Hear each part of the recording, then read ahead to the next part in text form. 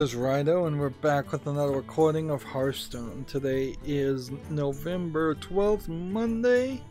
We are on the Asian account already. This is the second recording of the stream, and we're kind of going through everything so fast that this may be a shorter experience. Although I have claimed that before, and it certainly hasn't been the case. So, here's an interesting question. Do I want to re-roll winning 2 games with a mage or winning a single game with a shaman and warlock? I think I'm at a point where I could probably win with any of the 9 character classes, so this is the one to reroll. 2 games with any class, shaman and warlock. Good, we get those 2 done. We almost certainly will get this done too, and then we will have more than enough done for this. Let's just go back. I was not paying enough attention. Let's see, shaman and warlock. Yeah, let's try shaman. We want to play ranked, get up there, and so I kind of feel like Zoo Warlock will win more, but we'll try this. Meanwhile, we don't have a ton of news to talk about. I may have to go through my Twitter feed again.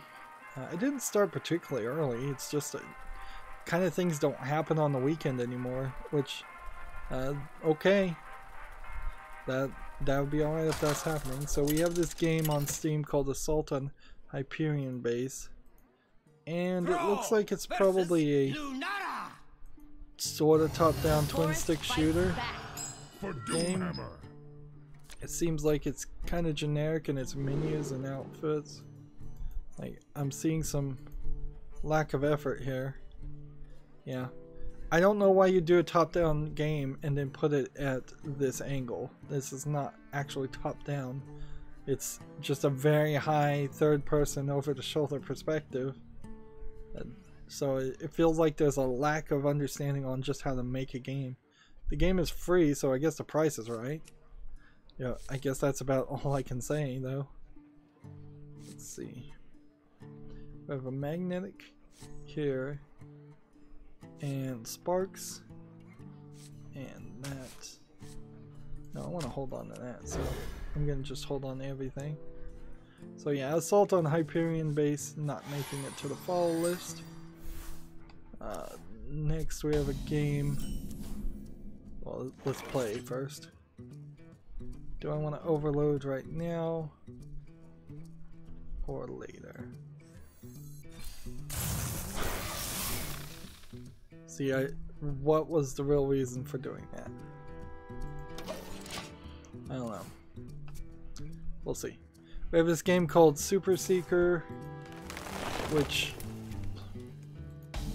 I'm a little iffy on. It looks pretty busy here. It's hard to see what all this is, and this is a really big interface over here. I need to see some gameplay elements here because this doesn't seem polished.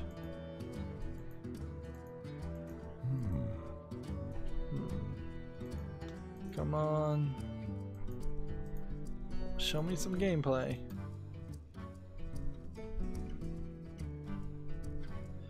It's a hide and seek multiplayer game, so it's like the Minecraft ones. Right, here we go.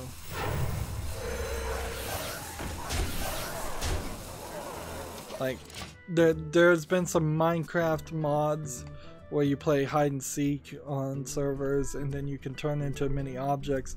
This game is also slightly blocky, not 100% Minecraft-y, but some things definitely are low polygon. So this really is just a clone of something that has already existed and frankly already lost everybody's attention, because Minecraft hide and seek is hardly an amazing new concept.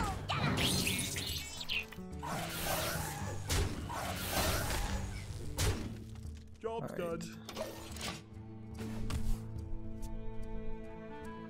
So now next turn I put this in here.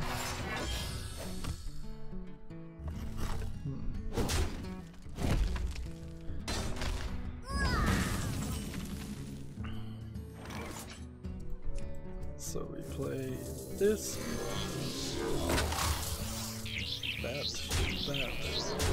that.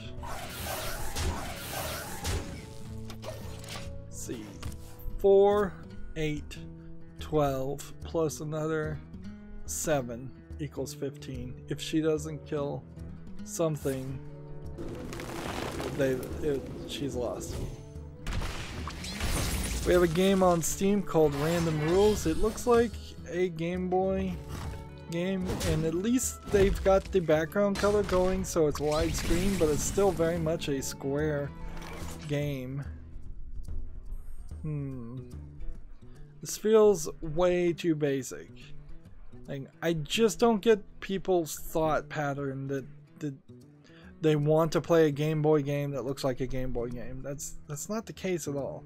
If somebody had any nostalgia for Game Boy games, let's see, 4, 8, 12, 16, I'm gonna say I've won.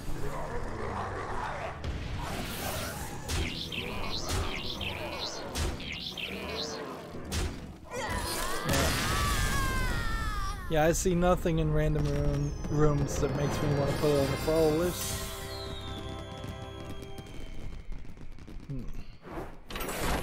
Good win streak.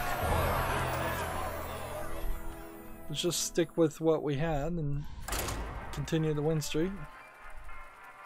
Next we have a game called Gangster Sniper, which looks like an asset flip game. Like, the idea of being a sniper and a gangster makes no sense. This is like just an asset flip GTA clone. Like, it really makes no sense why you would even try to make a game like this. The shame here is that these are starting to look better and better, and it's getting harder and harder to find it or realize a game is an asset flip, and that's going to be a problem. Like, I guess for a YouTuber and a video game critic, it might actually be a good thing in the long run, because people will have to start listening to trusted sources and reviewers instead of just buying things randomly off the shelf, because the level of quality of things on the shelf are going to become ever more deceptively good looking, even though they aren't. But also, it's very possible at a certain point people are just going to, people on Steam, Valve is going to start cracking down on some of these really bad quality games, for fear of people leaving Valve for a more curated experience. Here we have Motorsport saying Alt F4. It's like, okay, you can hit the Alt F4 if you want to. Doesn't bother me, I'm not. I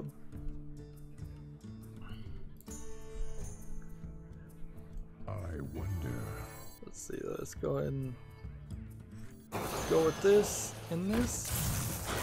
Think that'll work. TechRaptor has an article. Minecraft Story Mode has been delayed on Netflix. It is now, quote, coming soon.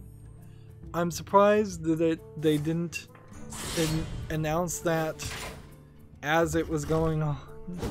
As Telltale announced that they were going out of business, they should have probably said, hey, look, we're gonna pull back a little bit and say it's coming soon now. I don't see why it helped anything for Netflix to say, oh yeah, it's still coming out at the same time. Like, we have no announcements to make at this time. Might have been a good response, but to say directly it is coming out and then have to come back and say no, it isn't, you've lost some credibility there for really no reason. Okay, Pitchy, go get him.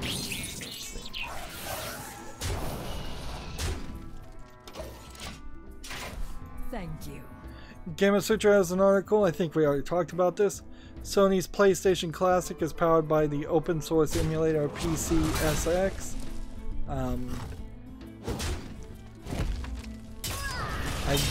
No real big surprise there. I mean, the only way it could have possibly happened in any other way is if the Sony PlayStation Classic was literally the same hardware as a PlayStation 1. And if that was the case, which I guess you could do it, it just cost a lot more money. I don't know why you would only limit it to a small collection of games at that point. Like, you could probably put a real disc reader in it, and or say plug in a USB CD-ROM, DVD-ROM, and you can play any of your old PlayStation 1 games if you still have them. Let's see. We have another game on Steam, and I'm not sure how this is going to work either for the follow list. It's called Romantic Journey. It's tagged with sexual content, so I'm not going to show it off. It seems like it's relatively decently animated. It's probably a Western animator, or just a cheap animation style from an Eastern animator. But it's not terrible. It's just not what I would say is a Japanese anime level of quality, and whether or not you think that's good quality or not aside, I'd say this is slightly worse. See, this is English and simplified Chinese, so that's where that comes from. So it's a Chinese level of animation, which I'd say a Chinese animation level of animation is better than most Western levels of animation, but not as good, I would say, as probably a Korean level of animation, and definitely not as good as a Japanese level of animation. And of course there is room for subjective opinion in there too. You might actually like some art styles more than me. Romantic Journey, I guess, goes on the follow list. I guess I wait until there's some reviews out, and at that point, if the if they're good, I'm upgrade them to the wish list. I'm not sure if I ever actually buy the games off the wish list, but they're there.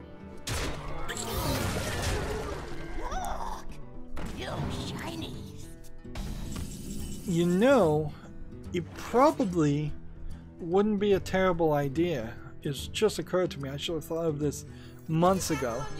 I should do a most anticipated games for 2019 by going through the wish list. I mean the follow list. Yeah, I should go through the follow list, see everything that's coming out for 2019, and just go, hey, which of these are the most anticipated? I think I'd probably, instead of calling it most anticipated, I'd say what to expect in video games for 2019. I think that would be a cool video I could do also. It'd be a secondary end of the year video I can make. Moving on, Gamatsu has an article. Hollow Knight Physical Edition from Skybound Games has been cancelled. Quote, we are no longer working with Team Cherry. The update, let's see, there's a blog post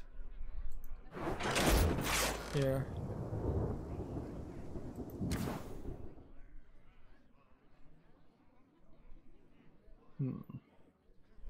So now where are we on the tavern, on the quests? Just need to destroy minions and get a victory, so I can play anything I want to play. So let's stick with Spell Hunter, because I think Spell Hunter probably is our strongest deck.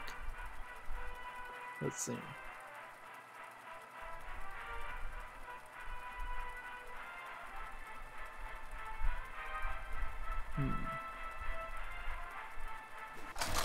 So it seems like the Hollow Knight developers canceled their deal with the publisher. You asked for it. Let the hunt begin. Not a lot of explanation here.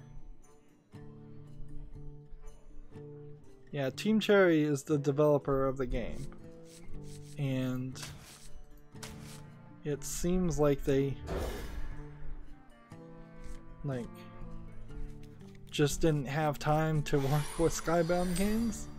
Is how they're phrasing it. I imagine there's probably something more to it than that, but not really getting a straight reason. Gamasutra has an article, My Time at Telltale Games. It's a blog. This is an interview conducted on the Game Dev Unchained podcast. So it's one person's self-reported experience of working at Telltale. Doesn't look like it's too long, honestly, to read if you're interested. Honestly, I guess it doesn't really matter or influence anything at this point. Telltale is out of business. Nobody in their right mind is going to say Telltale ran their business perfectly. I don't think you can say Telltale Games is probably too far off from any other AAA game developer or wannabe AAA game developer. You might call Telltale a AA game developer company, actually. Job's done. So, personally, I guess I just don't really have time to read the article. This is on Gamasutra. Gamasutra is mostly game devs talking to other game devs. That's all their website is. Let's see.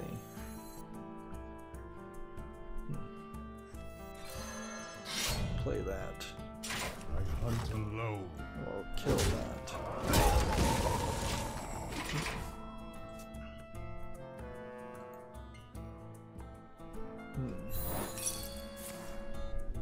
Next we have a game on Steam called Accurate Segmentation 3, which is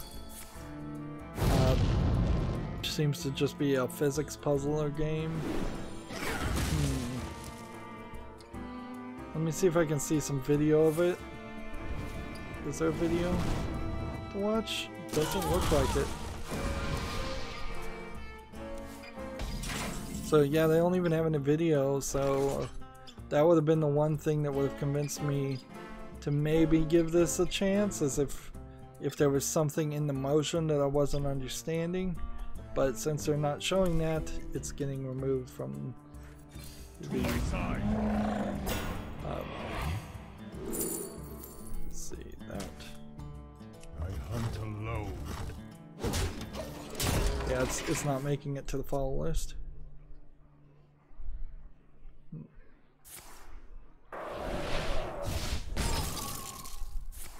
Next we have a game on Steam called Red Matter. It's a VR game. It looks sort of polished, so I'll put it on the follow list. Of course, problem with VR games is unless they manage to come out and say, oh, we're going to remove the VR aspect, which I'm not 100% sure that's really even the business plan of any VR developer, is to say, oh, we're going to release it as VR only exclusively, and then we're going to take out the exclusivity. I think it's much more likely what's happening is people simply are realizing that their game doesn't sell enough as a VR exclusive.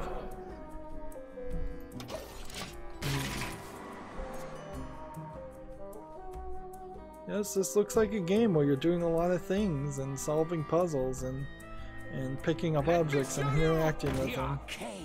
So yeah, it definitely deserves to be on the follow list.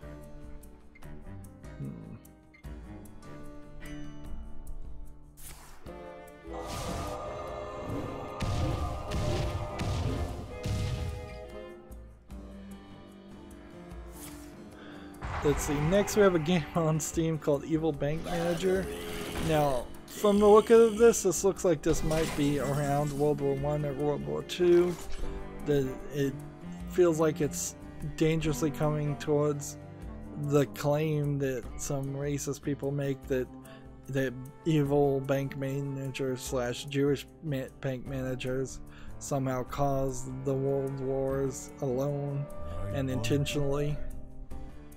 This stuff looks directly inspired by, if not directly stolen from Assassin's Creed. This game is rated mostly positive, so I want to give it a chance and not misunderstand it. So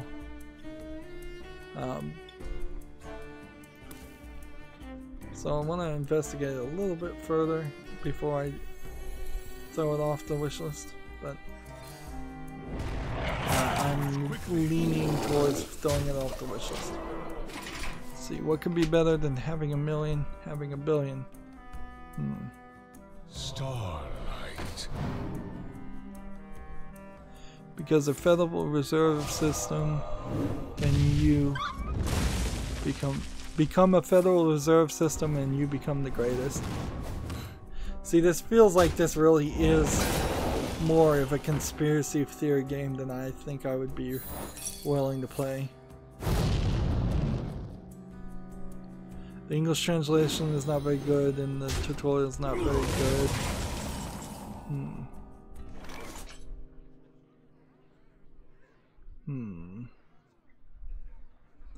Yeah, I think this is a troll game or conspiracy game. And that certainly would be weird to start having conspiracy theory games on Steam. Like,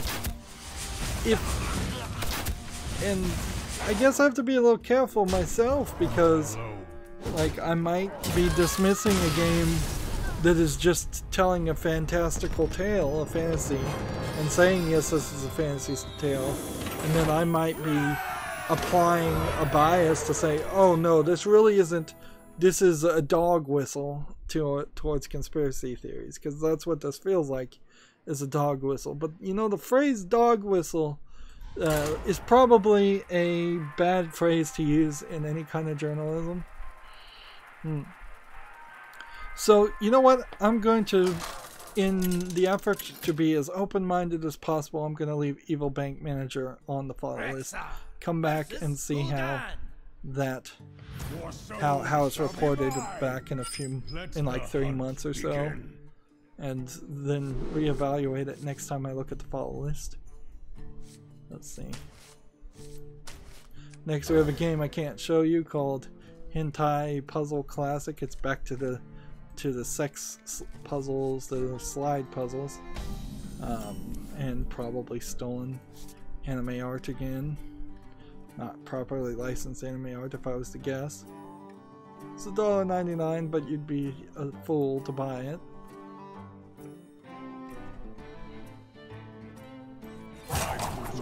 There's better games out there in general. Like, honestly, if you want a game with just nude anime characters, buy a visual novel that's an adult visual novel, because then you'll get like 30 to 50 hours of gameplay out of it, and you'll still probably get better and more animation scenes by a small amount. Go play Honey Pop. Honey Pop's barely has like 30 scenes in it, but you'll get a lot more entertainment out of it than a slide puzzle game. Next I have a game on Steam that's in Chinese totally, so I can't for the life of me tell you what this game is about, or looks like it's mostly just an asset flip game if I was to guess. So leave that where it is and not add it to the follow list. Let's see. I have one freezing trap, so I want to play that first, I guess. And then attack here. We have a game on Steam called the Sky Climber. It's zoomed out a little too much for my liking. It looks like it's a platforming game. Is this Donkey Kong? That's an interesting thought. You know, nobody has tried to clone Donkey Kong in a very long time. And this is an interesting idea. It I suppose is also a lot like the mobile games where you're just constantly jumping upwards, but then you do have this swinging and you do have explosives, and seems like you have other things. Interesting. I think this deserves to be on the follow list. You know, it's kind of crazy that Nintendo hasn't made a Donkey Kong clone or a Donkey Kong game in a long time. Let's see. I think there's something you could do with that. Maybe you don't make Donkey Kong the bad guy anymore. Maybe you do something different there, but you still play the same concept.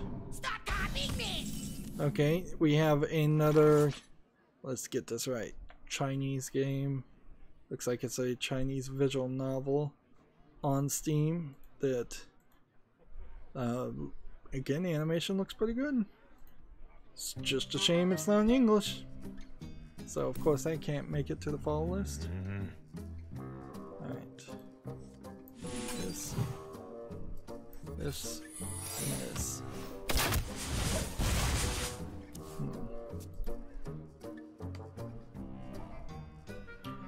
And we have that game I already talked about that is not out until 2019, Void Bastards, which, okay, looks pretty polished. It might be a really good game.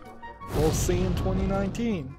At the point right now, I guess we just leave it on the follow list and we'll see what happens. Stop copying me!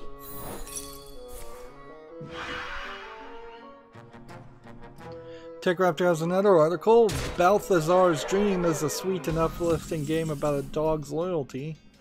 It's might be a good game. I don't know if it's really on Steam, and it doesn't look that great. Let's see. Yeah, it came out in 2017 with pixel graphics. Okay. I wonder. So it might be a gap in my knowledge. Alright. As this plays, I could play this right now, and I think I have to. Because I have no minions to play otherwise.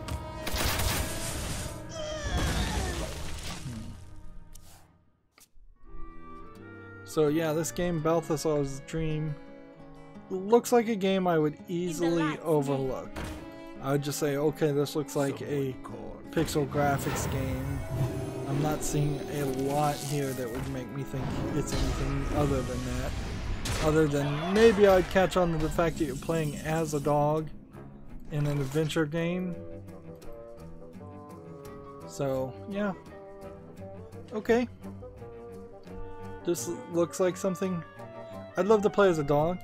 I certainly did notice as I was looking at the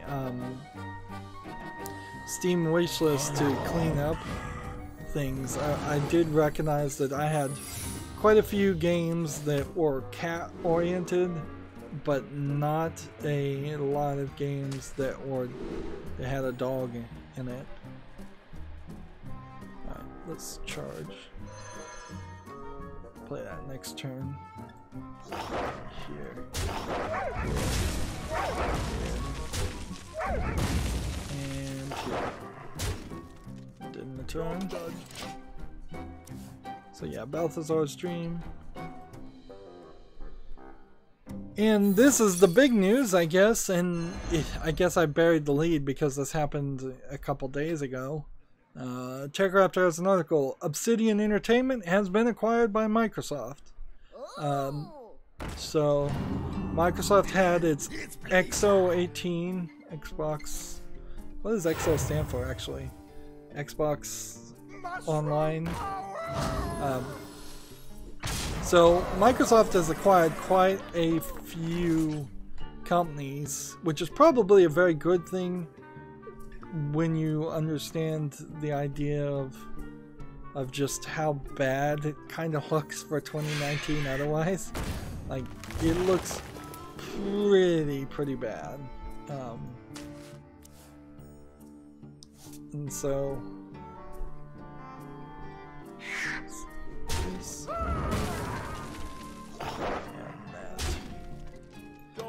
I wouldn't be surprised if we're looking somewhere around 3 or 4 major video game companies going bankrupt before the end of 2019. So Obsidian Entertainment probably won't be one of them. They made high-profile CRPGs. I'm not sure what C means in that case, such as Fallout 2 and Planescape Torment. They worked on a number of other RPGs, including Star Wars Knights of the Old Republic 2, The Sith Lords, and the crowdfunded titles Pillars of Eternity and its sequel. And I get confused. Is it Pillars of Eternity or Path of Exile? One of those games is looking like it might be the new Diablo for people who don't want to play any more Activision Blizzard Diablo style games after the Diablo Infinite Immortal announcement. Let's see. There's a quote here: Obsidian Games is something really special and is really an interesting mix of different game concepts. It's born out of tabletop role-playing games where you can kind of do anything you want to. Now, the fear here is Microsoft is acquiring all of these people, and then they're going to force them all to work on something they don't want to work on, and then half the people are going to quit. Like, there's still a very long list of people, including Gabe Newell, who would never want to work for Microsoft, and Microsoft just kind of has some weirdness in its corporate structure. It's too big of a company, frankly. And so if people at Obsidian Entertainment are told to work on the server side, Azure products, or Microsoft Windows, the next update to Microsoft Windows 10, or something silly like that, they're not going to be happy, for sure. I mean, even if they're told to work on a game, they're not going to be super happy about it. So, best case scenario is Microsoft owns these companies and leaves them alone, and then they get the funding and support they need to make good games, and these games come out and they're PC and Xbox games at the minimum, if they are exclusive in the sense that they're not on Nintendo or PlayStation. That's not a big deal, I think. To me, it might be a bigger deal to other people. So yeah, fingers crossed this was a good thing. And we can say the exact same thing for the next article from TechRaptor. Microsoft reveals the purchase of inXile Entertainment. So, this is the Wastelands 2 developer. Seems like inXile and Obsidian might work together pretty well.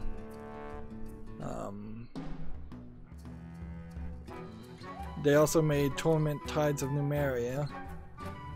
And their next big project, Wasteland 3, is slated to come out in 2019. And who's to say that these developers in particular weren't working with each other in the background anyways? This might be as simple as an issue of Microsoft saw that these two companies were working with each other anyways, and they might as well just be under the same roof. Gematsu has the same article. Microsoft acquires Obsidian Entertainment and inXile Entertainment. Wouldn't be surprised if GameIndustry.biz has the same article. Microsoft to acquire RPG specialist Obsidian Entertainment and inXile. Be kind of weird if Microsoft actually does have like 2 top-down RPG games in development for these 2 different developers, and they're completely unrelated. I hunt alone. That would be kind of silly. GameIndustry.biz has an article. Microsoft slashes $100 off the Xbox One X for Black Friday, and players can now get the Game Pass for £1 or $1 for their first month. £1 being more expensive than $1, but okay, that's the UK tax. Let's see. Hit that. And Hit that. To my side.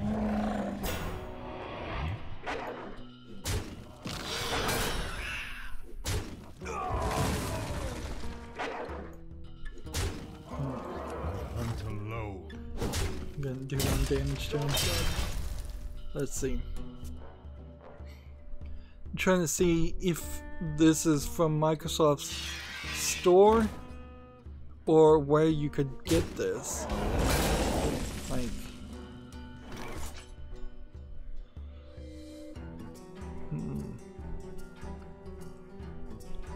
it seems like it's probably going to be everywhere. $100 off the price tag of an Xbox One X.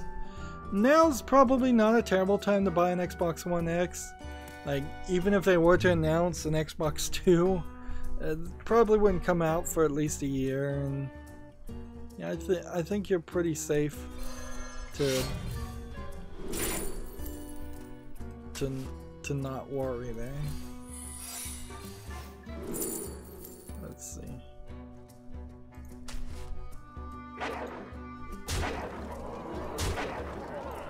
I keep winning, and I like winning, but I should also be killing minions. That's the goal.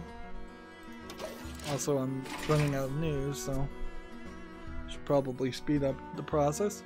TechRaptor has another article. Microsoft announces Fortnite and 14 other titles featuring Xbox mouse and keyboard support.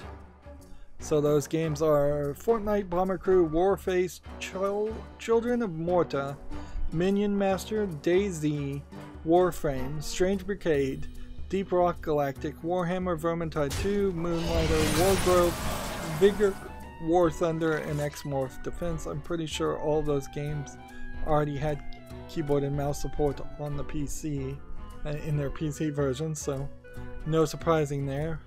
14 titles seems like a low number because ideally I would have preferred for this keyboard and mouse support to be announced and saying more along the lines of saying we've got close to, if not 100% support of all games as far as keyboard and mouse is concerned, because there's really no reason why it shouldn't be at that point. Like,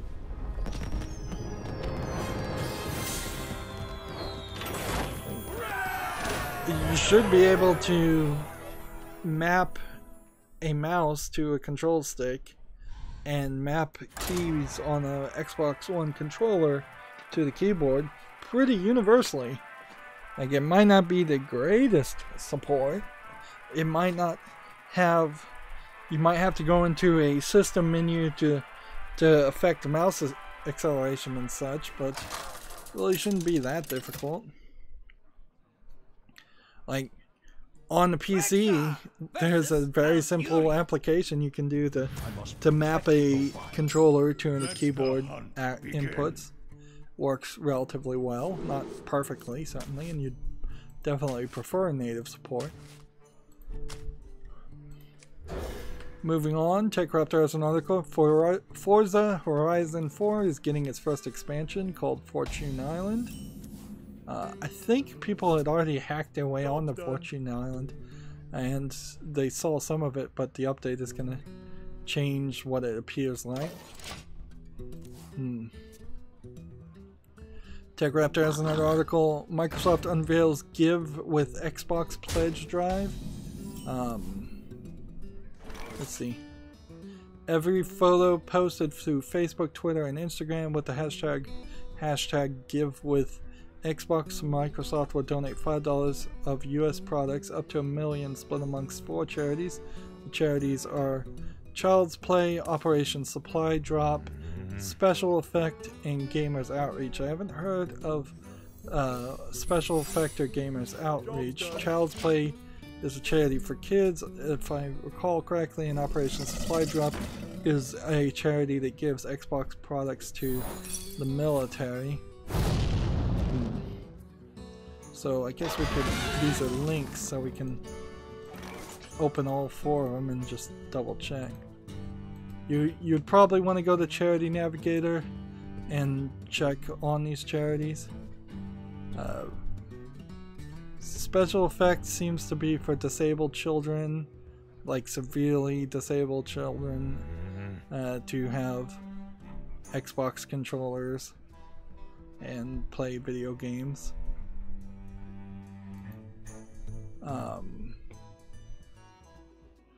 I guess it doesn't really matter too much if they're just asking you to post photos with that hashtag. It's a very easy slacktivism way to be helpful. Seems like Gamers Outreach is also about giving games to disabled children and teenagers, you know. Or Child's Play. It's kind of same old things. Where Operation Supply Drop is the one that gives it to the military personnel, U.S. military personnel. I'm fairly certain. I don't think it goes to any other military personnel.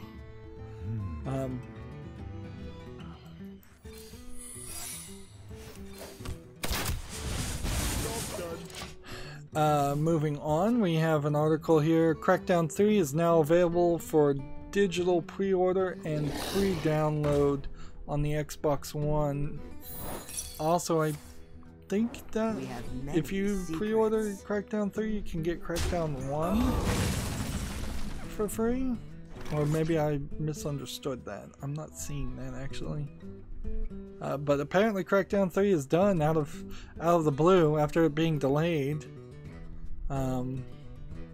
I would have kind of thought there was a good chance it was never going to be done in a good way, and there's still a very good chance it's never actually going to be a good game, but seems like they're not going to put any more effort into it.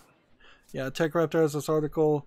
Crackdown 3 shows off the Wrecking Zone multiplayer, it launches February 15th, 2019.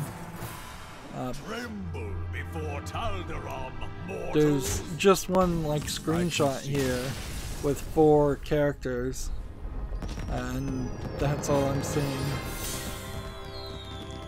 So okay. Gamatsu has the same article.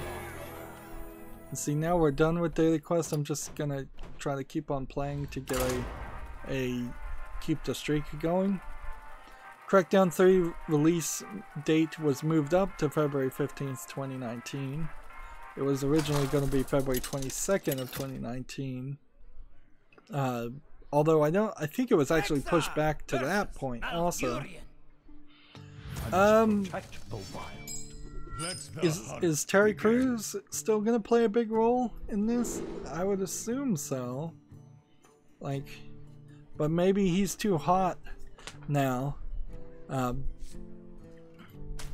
Like with him coming out and making accusations that most people believe that he was sexually harassed as an actor, maybe his stories just would overshadow the story of Crackdown 3, and maybe they've just asked him to not steal the spotlight in as nice of a way as possible. I think Microsoft still would totally support him, and 100%. Everybody's going to at least publicly support him. But yeah, he's probably hoping the story dies down a little bit too, and doesn't follow him around for the rest of his life and his career. Which is always a problem of being a victim and then coming up and speaking, is that there's that fear of that becoming your entire identity. Job's done. Let's see. Gamma Sutra has a similar article about Void Bastards being announced for Xbox One and PC. And that's a terrible name, honestly. Yeah, it looks like Crackdown. Yeah, Crackdown 1 apparently is available for free right now. And I'd highly recommend anybody that hasn't played Crackdown 1 and has an Xbox One or an Xbox One X to download and play it. Crackdown 1 is the good one. You could easily skip Crackdown 2 but Crackdown 1 certainly is the reason why we have a 3 at all. And with Microsoft buying all of those other companies, I wouldn't be surprised if this was, alright, now that we own all these companies, all of you guys have to start working on Crackdown 4. We want it out in 2 years. Do it right this time. Don't let us screw up. TechRaptor has an article, interesting. A $20,000 bounty was awarded to a researcher for finding a Steam CD key bug. A Ukrainian vulnerability researcher named Artem Moskovsky discovered a bug with the Steam's web API that could be used to give a malicious user any CD key on the service for free, as reported by ZDNet. Oh man, I wish I had found something like that. I would have gotten a bunch of free games. Let's see. Actually, here's a I'm gonna make this all about me here in a second. There's a paragraph down here. He had previously collected $25,000 award from Valve for reporting an SQL injection vulnerability on the platform. Well, I just reported to Steam via Steam. I probably reported it wrong if I wanted to get a bounty, but via Steam Twitter support, I said, "Hey, you know your search looks like it might be vulnerable to an SQL injection vulnerability because it's not working when you search ampersand. So if there's anything with a ampersand symbol in the name of the game, it's not bringing up a result, which tells me that they're handling that search wrongly." Which is funny, because if you search something with an ampersand in the wishlist search, where the code is different, it does work perfectly fine. I hunt alone. So he's also apparently this developer has collected several other bounties. Honestly though, while I was joking about like getting a bunch of free games from that vulnerability, like you'd get caught, you'd get your account banned, and I have so many games right now on my Steam account. The idea of potentially losing a bunch of them just to get more of them is too risky. I have too much to lose for what I would gain. Let's see. Now I'm on the Humble Bundle store, and let's see, till 3.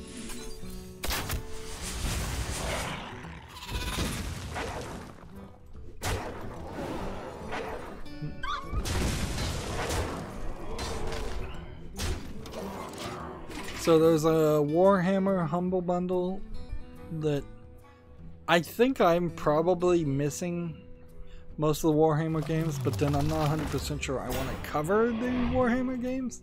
In fact, I'm way far from 100% sure I want to cover the Warhammer games, so yeah. That's not a bundle I'll be spending money on, particularly since I kind of need to be saving up for the Black Friday or around Black Friday reveal of the Steam sale.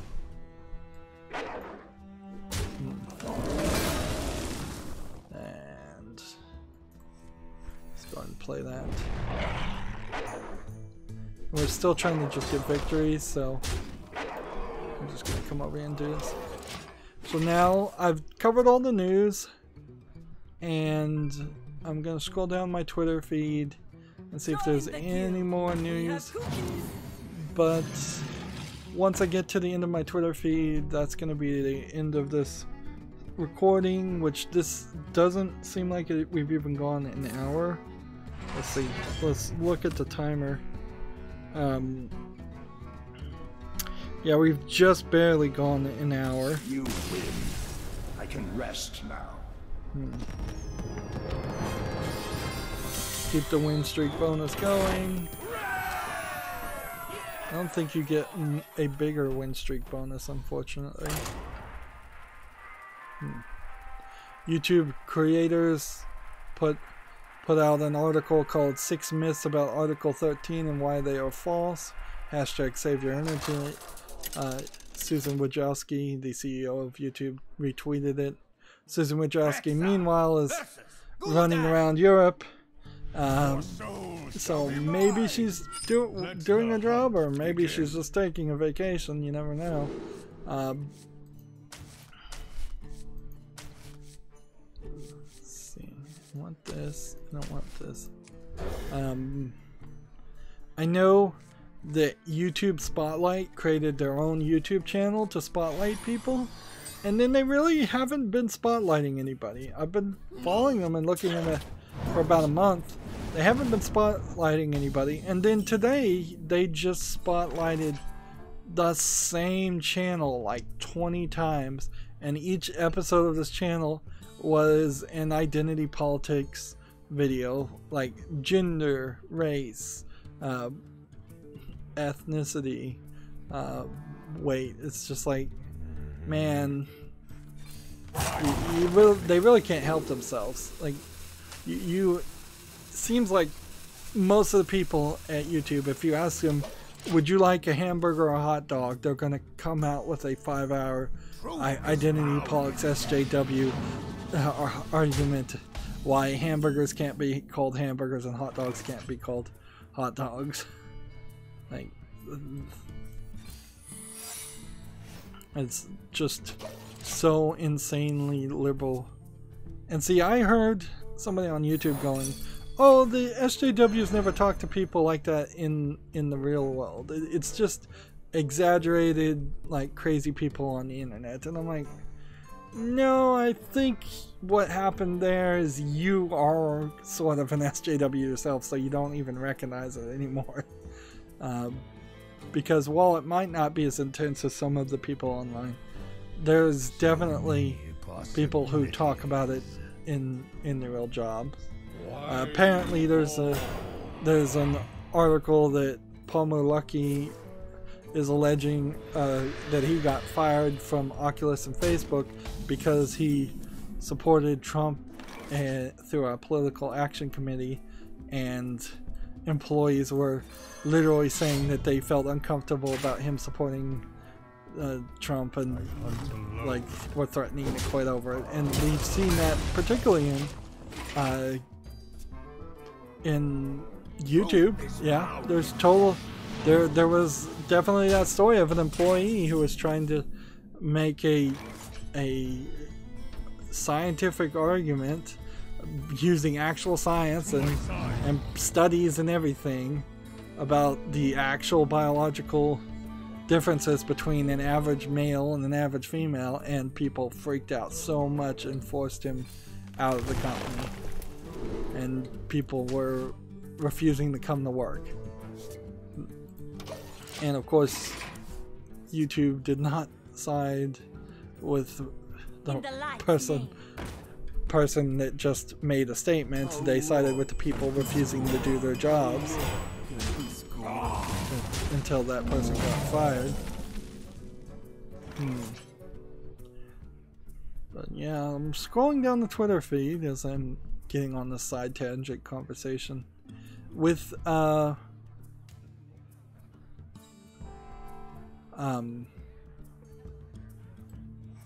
with Stanley passing away. It's very possible that there's not going to be a lot of news, just in general, for a couple days.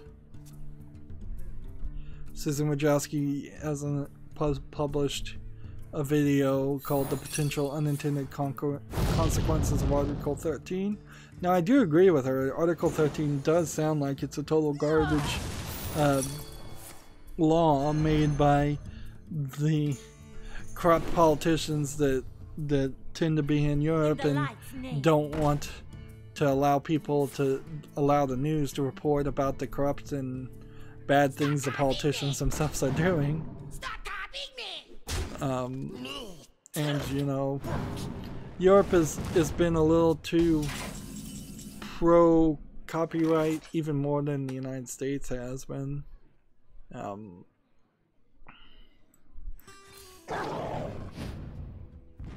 see. So if we hit this and take this one out, and we take this one out, and then we play that, and then we hit that, that should be pretty good.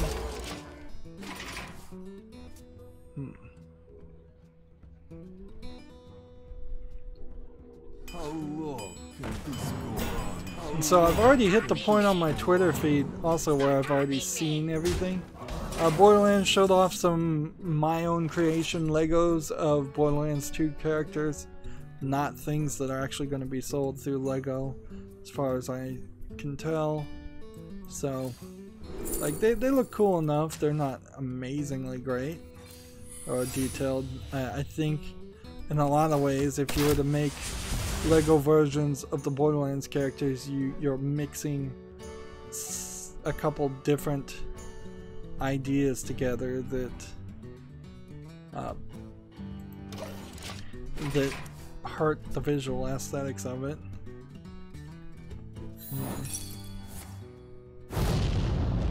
Let's see. Maybe now I've hit the second half of my Twitter feed and yeah, I've started to see some new stuff. Twitter's so weird for me. Like, you'll scroll down, you'll see a bunch of stuff you've totally seen before. You don't have any way to check it off and make it go away. Then you continue to scroll down even further, and new stuff starts showing up again. Borderlands 2 Game of the Year Edition number 33 aired on my channel 2 hours ago. And see, we're kind of done. Only thing I would have liked is to have made it to rank 20, but I think we can probably do that before the end of the month. And so yeah, I'm just gonna sit here for a second. Five Nights at Freddy's comes to the Nintendo Switch in 2019. That's gonna cause a lot of people to throw their Switches across the room. Yeah, I'm seeing some what's on Steam games that don't really need to be talked about. We'll talk about them on Wednesday.